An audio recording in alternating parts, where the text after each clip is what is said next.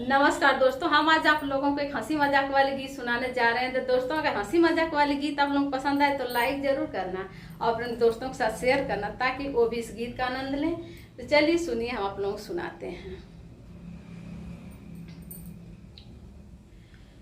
गोरिया चांद के अजोरिया जैसन गोर बाड़ू हो, गोरिया चांद के अजोरिया जैसन गोर बाड़ू हो, तुहार जोड़ कौनो नइखे बेजोड़ बाड़ू हो, तुहार जोड़ कौनो नइखे बेजोड़ बाड़ू हो। गोरिया चांद के अजोरिया जैसन, गोरिया चांद के अजोरिया जैसन गोर बाड़ू हो, तुहार जोड़ कौनो नइखे बेजोड़ बाड़ू हो, तुहार जोड़ कौनो नइखे बेजोड़ बाड़ू हो।